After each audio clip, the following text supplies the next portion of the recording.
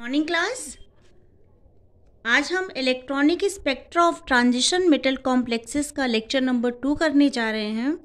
इसके पहले हमने आपको टर्म सिंबल जब पढ़ा रहे थे तो उसमें मैंने आपको एल कपलिंग के बारे में बताया और एस कपलिंग के बारे में बताया।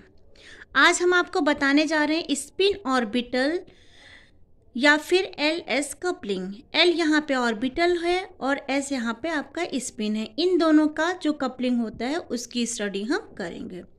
ओके, तो the magnetic effect of the resultant angular momentum L and the resultant spin momentum S coupled together to give new quantum number J called the total angular quantum number।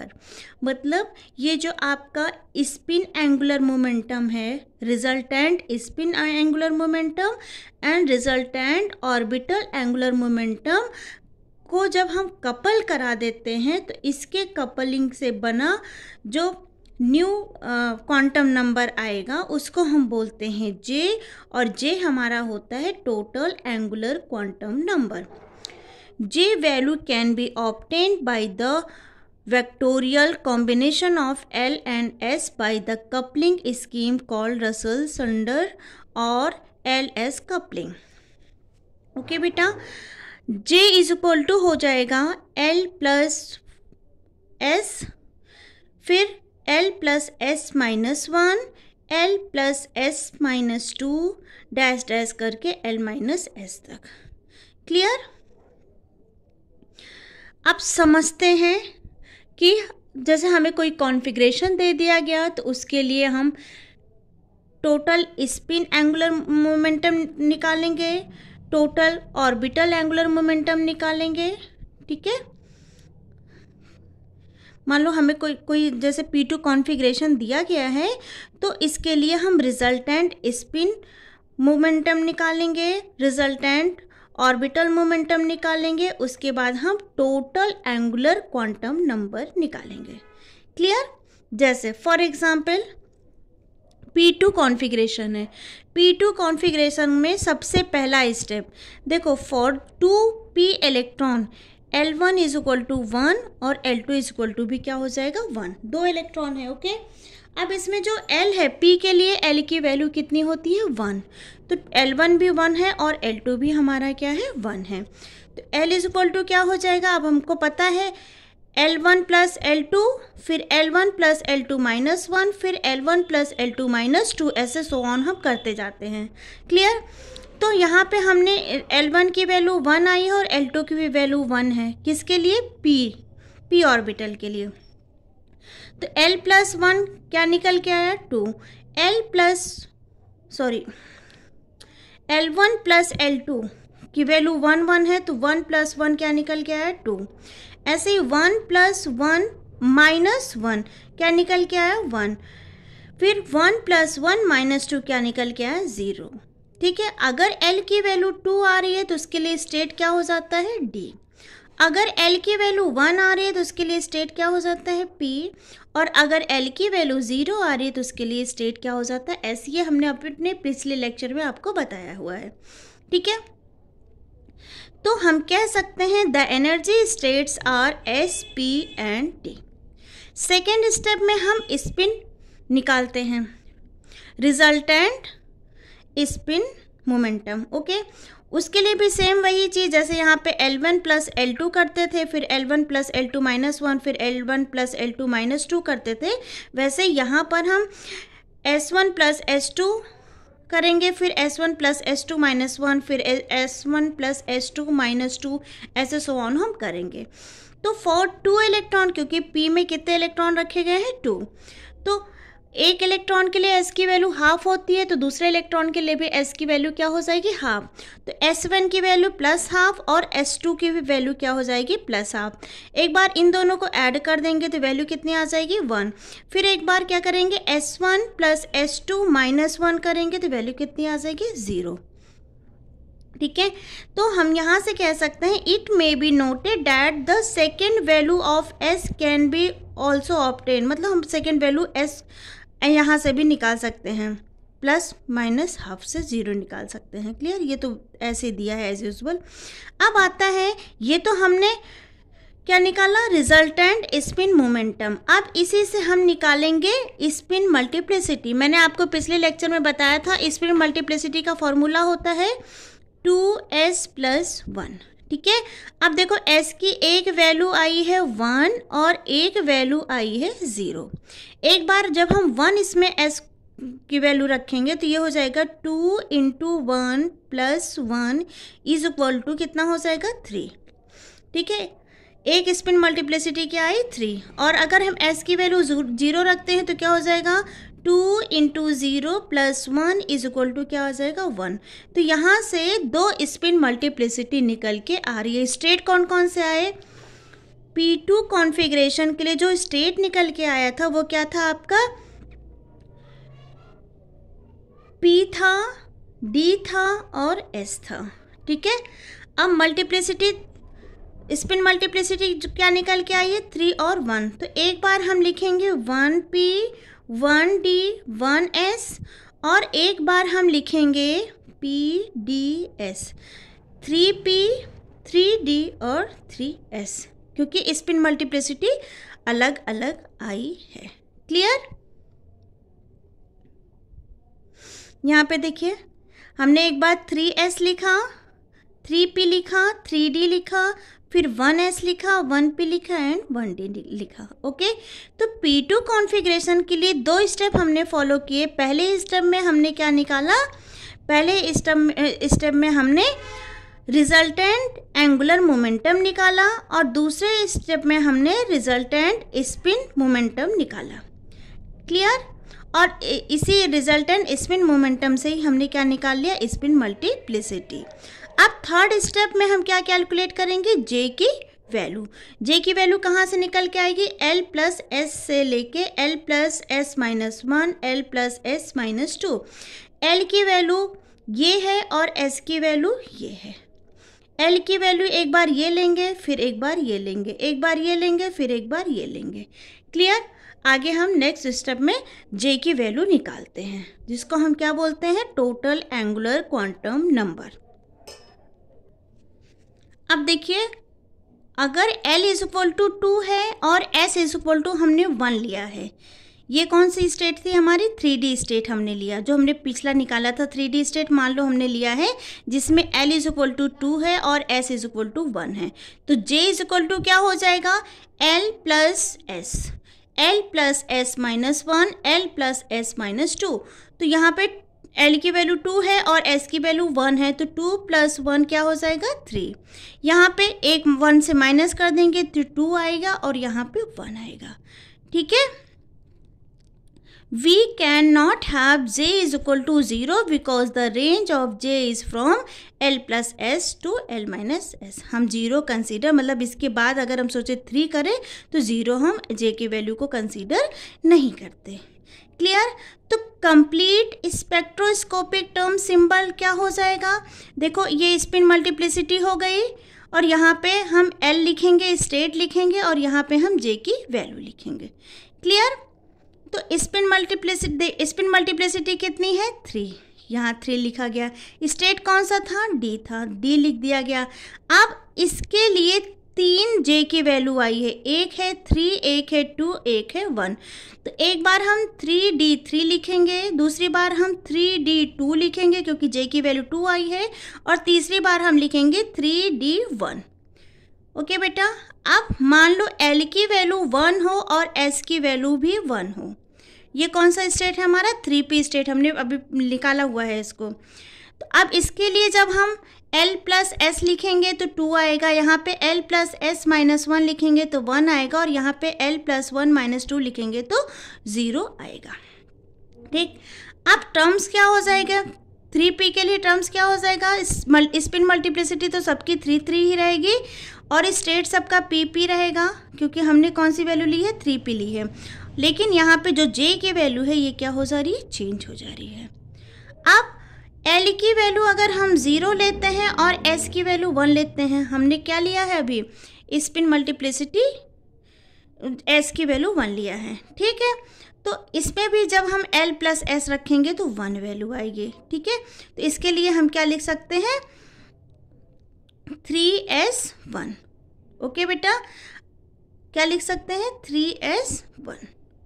अब B point आता है, जब L की value 2 हो, 2, 1 और 0 है, तो S की वैल्यू क्या हो जाती है, 0। Clear. When L is equal to 2 तो S is equal to 0, that is 1D state. J is equal to क्या हो जाएगा, L और S, 2 + 0 क्या हो जाएगा, 2। ठीक है, तो 1D के लिए अगर हम टर्म सिंबल लिखेंगे तो क्या लिखेंगे, 1D2। यहाँ पे 1D के लिए हमने क्या लिखा था बेटा, 1S के लिए हमने क्या लिखा था, 3S1।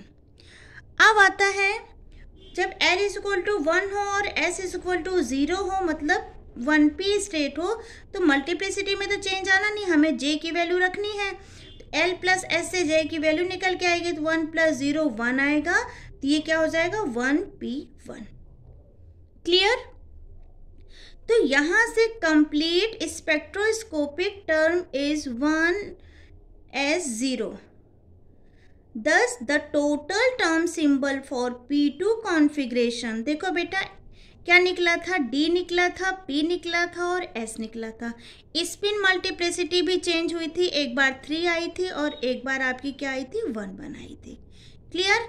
अब J की वैल्यू भी चेंज आई है, J की वैल्यू चेंज है, तो यहाँ पे 3 हमें स्टेट्स मिले हैं, 3 टर्म सिंबल्स मिले हैं। फिर J की वैल्यू जब चेंज आई सेकेंड केस में, तो यहाँ भी हमें 3 वैल्यूज़ मिले और यहाँ पे हमें एक एक करके वैल्यूज़ मिले। तो हम यहाँ पे क्या लिख दिए, 3D3 3D2 यही वाला लिखा, फिर 3D1, उसके बाद 3P2 3P1, फिर 3P0, उसके बाद हमारा क्या निकल के आया, 3S1, फिर उसके बाद क्या निकल के आया बेटा हमारा 1D2, फिर इसके बाद क्या निकल के आया 1P1 और सबसे लास्ट में निकल के आया 1S0।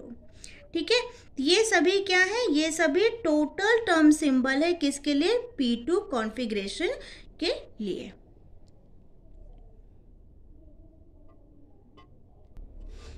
मतलब हम कह सकते हैं कि all the spectroscopic term derived from P2 configuration would occur for excited state of carbon. और कार्बन का एक्साइटेड स्टेट क्या हो जाएगा, 1s2 2s2 2p1 3p1, in which the 2p electron belong to different subshell। मतलब एक 2p1 है और एक 3p1 है। However, in the ground state of carbon atom, ground state of carbon atom में 1s2 2s2 2p2, मतलब अगर electron different subshell में है, मतलब 2p1 है, एक इलेक्ट्रॉन 2p1 में है और एक इलेक्ट्रॉन 3p1 में है, तो ये आपका क्या हो जाएगा, एक्साइटेड स्टेट ऑफ कार्बन। और अगर ग्राउंड स्टेट की बात करें तो एक इलेक्ट्रॉन, देखो एक्साइटेड ग्राउंड स्टेट में कार्बन का जो कॉन्फ़िगरेशन आता है वो 1s2 2s2 2p2 होता है। The number of state is restricted by Pauli's principle, which states that no two electron in the same atom can have the same value for all 4 quantum numbers. In ground state configuration of carbon, both the p electron have the same value and n value of n and l. So they must differ in at least one of the remaining quantum number m or s. Pauli's principle restricted the number of terms from 1s 1p 1d 3s 3p 3d to 1s 3p and 1d only. Okay, इसमें अभी हम दिखाएंगे इस वाली table में। अब इसमें क्या दिया है बेटा, table 4.1 gives all the 15 allowed value of ml, ये ml हो गया, एंड ms। टोटल 15 अरेंजमेंट किए गए हैं किसके, P2 कॉन्फ़िगरेशन के, which do not Wallet-Pauli's principle. It can be shown that these 15 arrangements can be represented by only 3 terms, 1s, 3p and 1d, by taking suitable value of ml and ms. Okay बेटा, अब देखो इसमें ये p का subshell है। एक बार electron दोनों में है, clockwise anti clock, clockwise anti clock, clock anti clock. एक बार 2 इलेक्ट्रॉन को हम इस अरेंजमेंट में भर सकते हैं, एक बार इस अरेंजमेंट में फिल कर सकते हैं। ऐसे भी हम इलेक्ट्रॉन का अरेंजमेंट कर सकते हैं, clock anti clock, clock anti clock, anti clock clock, clock clock. ये भी क्लॉकवाइज है, ये भी सेम स्पिन है, ये भी सेम स्पिन है अपोजिट डायरेक्शन में, ये भी सेम स्पिन है अपोजिट डायरेक्शन में, ये भी सेम स्पिन है अपोजिट डायरेक्शन में। ठीक है, इस ऑर्बिटल के लिए +1, यहाँ के लिए 0 कंसीडर किया जाता है और यहाँ के लिए -1 कंसीडर किया जाता है। ठीक है, अब अगर हम ms की वैल्यू देखें तो total number of unpaired electron कितने हैं? ये इन दोनों ने एक दूसरे को क्या कर दिया, अपोजिट स्पिन है, कैंसिल आउट कर दिया, तो s की वैल्यू क्या हो गई, 0। यहाँ भी अपोजिट स्पिन की वजह से s की वैल्यू क्या हो गई, 0। यहाँ भी s की वैल्यू क्या हो गई, 0। यहाँ पे भी अपोजिट स्पिन की वजह से s की वैल्यू 0, यहाँ भी s की वैल्यू 0। यहाँ भी अपोजिट स्पिन है, s की वैल्यू 0। यहाँ भी अपोजिट स्पिन है तो s की वैल्यू क्या हो गई, 0। यहाँ पे भी अपोजिट स्पिन है तो s की वैल्यू क्या हो गई, 0। यहाँ पे भी अपोजिट स्पिन है, s की वैल्यू 0 है। अब यहाँ पे देखो स्पिन सेम है तो +½ प्लस हाफ क्या हो जाएगा, 1। यहाँ पे भी +½ प्लस हाफ 1, +½ 1। अब यहाँ पे देखो -½ कितना हो जाएगा, 1। लेकिन किस में आएगी वैल्यू, माइनस में, क्योंकि अपोजिट डायरेक्शन में स्पिन है। यहाँ पे भी कितनी आएगी, -1। यहाँ पे भी कितनी आएगी, -1। तो ये टोटल 15 अरेंजमेंट है p2 कॉन्फ़िगरेशन में इलेक्ट्रॉन को फिल करने का, जिसमें ms की वैल्यू ये आई है। ठीक, अगर हम ml की वैल्यू काउंट करें तो यहाँ पे देखो ये +1 है, क्योंकि इलेक्ट्रॉन 2 बार है तो +1 कितना हो जाएगा, +2, ये 2 लिखा है। ऐसे ही यहाँ पे इलेक्ट्रॉन किस में है, -1, और कितने इलेक्ट्रॉन है, कितनी बार है, 2 बार है, 2 बार कंट्रीब्यूशन हुआ है इस ऑर्बिटल का, इसलिए इसकी वैल्यू हो जाएगी -2। यहाँ पे ये 0 है तो 0, यहाँ पे ये +1 है और ये -1 है। ठीक है बेटा, तो ये 0, ml की वैल्यू क्या हो जाएगी, 0। यहाँ पे भी +1 है, -1 है, ml की वैल्यू 0। यहाँ पे +1 है, यहाँ पे 0 है, तो टोटल ml की जो वैल्यू होगी ये 1 हो जाएगी। यहाँ पे +1 है, 0 है, टोटल ml की वैल्यू कितनी हो जाएगी, 1। यहाँ पे 0 -1 है तो टोटल ml की वैल्यू कितनी हो जाएगी, -1। यहाँ पे 0 -1 है तो टोटल ml की वैल्यू कितनी हो जाएगी, -1। यहाँ पे +1, यहाँ पे कितनी हो जाएगी बेटा, -1 +1 -1 कितना हो जाएगा, 0।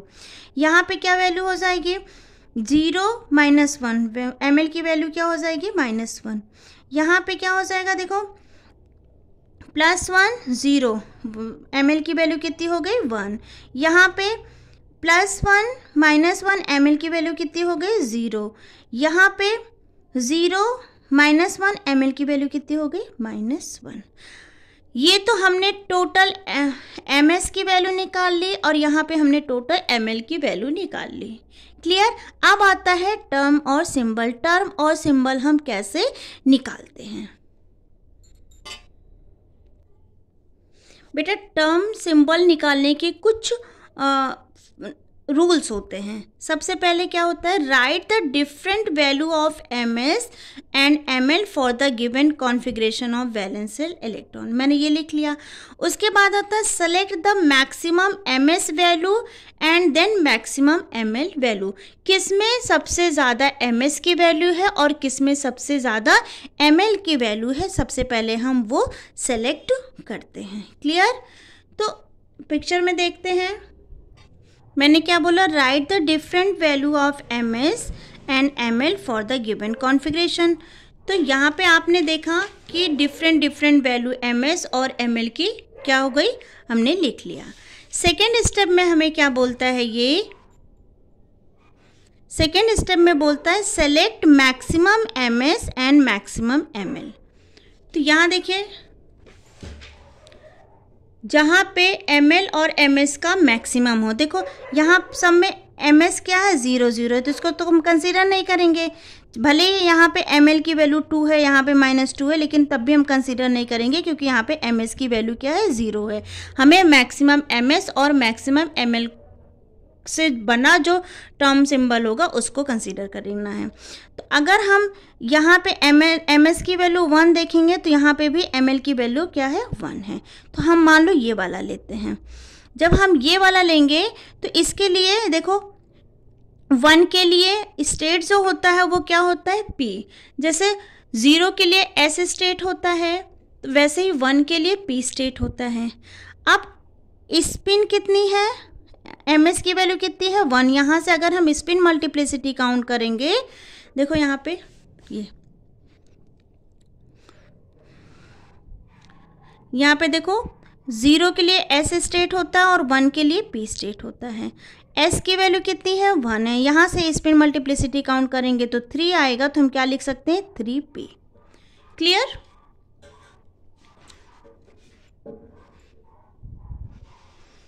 अब देखो बुक में लिखा है बेटा select the maximum MS value and then the maximum ML value. हमने सेलेक्ट किया, एमएस वैल्यू भी 1 है और एमएल वैल्यू भी क्या है 1 है। Associate with it in the present case it is MS is equal to 1 and ML is equal to 1। ठीक है, this corresponding to a group of term where L is equal to 1 and S is equal to 1. Since L is equal to 1, it must be P state.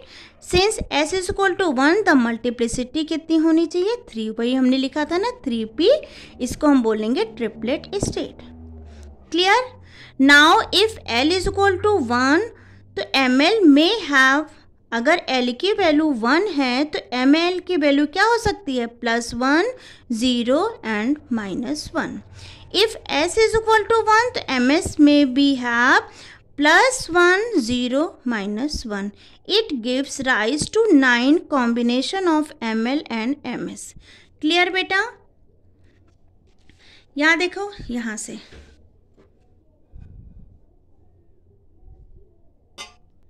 अब देखो जहाँ कहीं भी MS की value या तो 0 हो, +1 हो या -1 हो, उन सभी के लिए हमें जो टर्म्स लिखने हैं वो क्या लिखना है 3P।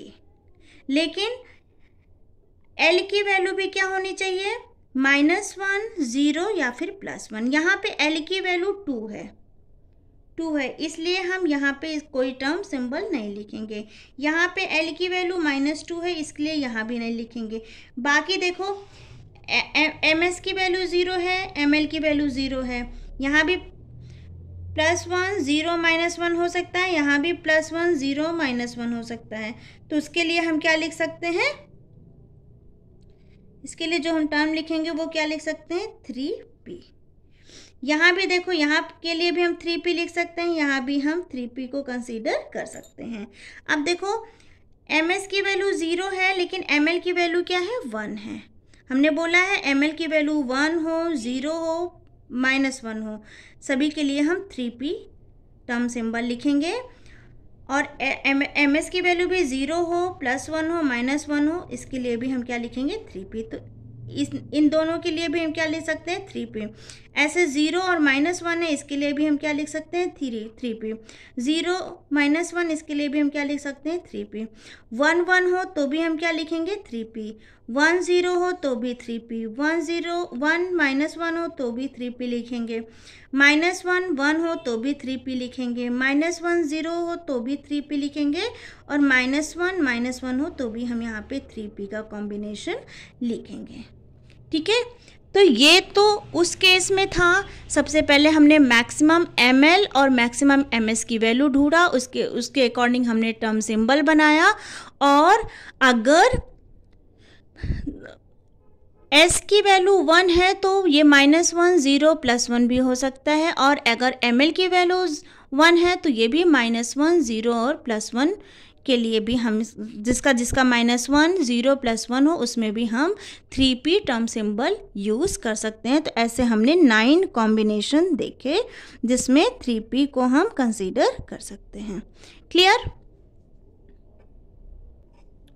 अब आता है from the remaining ms and ml value we pick the next maximum ms and ml value. It is ms value 0 है, ठीक है, मैक्सिमम 1 वाला तो हमने कंसीडर कर लिया था, और ml = कितना है 2, ठीक है।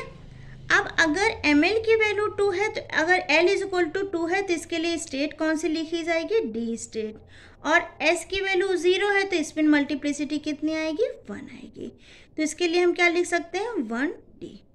ओके बेटा, अब अगर l = 2 है तो ml में भी है क्या हो सकता है, +2 +1 0 -1 -2, और s = 0 है तो ms की वैल्यू केवल एक ही होगी, 0। ठीक है बेटा, तो अगर ml की वैल्यू +2 है और ms की वैल्यू 0 है तो हम क्या लिख सकते हैं इसके लिए, 1d। तो यहाँ देखिए, यहाँ पे अब देखो, यहाँ पे बेटा हमें क्या देखना है, +2 -2 +1 -1 और 0।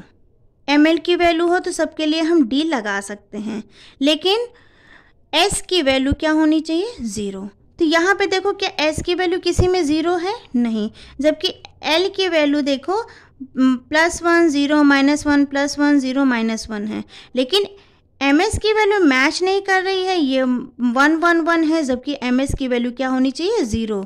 इसलिए यहाँ पे हम कहीं भी स्टेट d स्टेट का टर्म सिंबल नहीं लिखेंगे। क्लियर? अब -1 के साथ 0 है तो यहाँ पे हम 1d लिख सकते हैं, ठीक है। 1 के साथ 0 है, यहाँ भी हम 1d लिख सकते हैं, ठीक बेटा। यहाँ पे -2 के साथ 0 है, यहाँ भी 1d लिख सकते हैं, यहाँ भी +2 के साथ 0 है तो यहाँ भी हम 1d लिख सकते हैं। इसके बाद आता है नेक्स्ट रूल। नेक्स्ट पॉइंट में लिखा है we have 14 combination 9 of 3p and 5 of 1d. The remaining configuration corresponding to ms = 0 और ml = 0। पहले केस में हमने ml = 1 लिया था और ms = भी क्या लिया था, 1 लिया था। दूसरे केस में हमने ml = 2 लिया और ms = 0 लिया। तीसरे केस में हम ms = 0 ले रहे हैं और ml = 0 ले रहे हैं, ठीक है। तो अगर ml = 0 है तो एक ही स्टेट बनेगी, क्या, s, और अगर ms = 0 है तो वो स्पिन मल्टीप्लिसिटी भी 1 ही होगी, ठीक है। तो यहाँ पे देखते हैं इस अरेंजमेंट में कहाँ पे दोनों की वैल्यू 0 आ रही है। जैसे देखो, यहाँ पे ms और ml, ms और ml, ms और ml, इन तीनों ही कॉम्बिनेशन में दोनों की वैल्यू क्या आ रही है, 0। तो यहाँ के लिए हमने क्या लिखा, 1s1, ठीक है। और तो किसी में 0 का कॉम्बिनेशन आ नहीं रहा है, इसलिए सिर्फ एक ही जगह पे होगा 1s1। तो आई होप आपको P2 कॉन्फ़िगरेशन के ये 15 अरेंजमेंट और उसका टर्म सिंबल समझ में आया होगा। जैसे हमने P2 के लिए डेरिवेशन ऑफ टर्म सिंबल किया था, वैसे ही अब हम derivation of term symbol for D2 configuration के लिए करेंगे, ठीक है। ये आप अपने आप से करिएगा D2 कॉन्फ़िगरेशन के लिए। D इलेक्ट्रॉन के लिए बेटा जो L की वैल्यू होती है वो 2 होती है, ठीक है। तो यहाँ से हम टोटल L की वैल्यू, ठीक है, टोटल L की वैल्यू निकाल सकते हैं। पहले हम क्या करेंगे, L1 + L2 करेंगे, ठीक है, 2 + 2 4, फिर L1 + L2 - 1, L1 + L2 - 2, फिर L1 + L2 - 3, फिर L1 + L2 - 4। जैसे हमने टोटल L की वैल्यू निकाली थी, तो यहाँ से 4 3 2 1 5, टोटल 5 अरेंजमेंट निकल के आ रहे हैं। अब अगर L = 4 है तो इसके लिए स्टेट कौन सी लिखी जाती है, G। L = 3 है तो स्टेट कौन सी लिखी जाती है, F।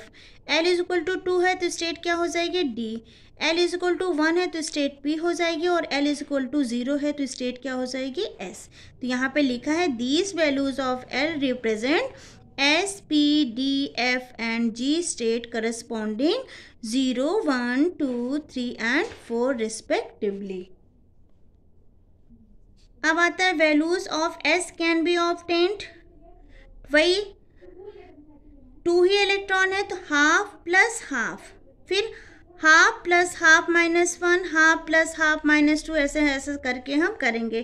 तो यहाँ पे 2 वैल्यू निकल के आएगी S की, एक तो हाफ प्लस हाफ 1 और half plus half minus 1 is equal to 0, तो एक 1 और एक 0। तो एक बार हम SPDFG के ऊपर जो स्पिन मल्टीप्लिसिटी लगाएंगे ये 1 1 लगाएंगे, और एक बार हम इसी स्टेट के ऊपर जो स्पिन मल्टीप्लिसिटी लगाएंगे वो कितना लगाएंगे 3 3। देखिए 1s 1p 1d 1f 1g, और यहाँ पे 3s 3p 3d 3f and 3g so on. तो P2 कॉन्फ़िगरेशन के लिए टोटल 15 अरेंजमेंट थे, जबकि D2 कॉन्फ़िगरेशन के लिए टोटल 45 अरेंजमेंट है।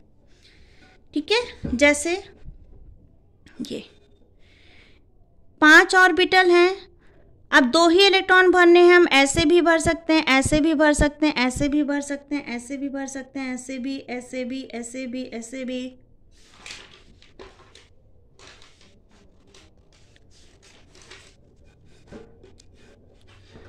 हम ऐसे भी भर सकते हैं। देखिए अरेंजमेंट देखिए इसका, यहाँ तक टोटल 45 अरेंजमेंट है, और इसका टर्म सिंबल हम बिल्कुल वैसे ही निकालेंगे जैसे P2 कॉन्फ़िगरेशन का निकाले थे। तो आई होप आज आपको टर्म सिंबल निकालना आया होगा, कॉन्फ़िगरेशन के थ्रू हम कैसे टर्म सिंबल निकालते हैं। तो हमने आज आपको P2 और D2 के बारे में बताया। आई होप आपको समझ में आया होगा। Thank you.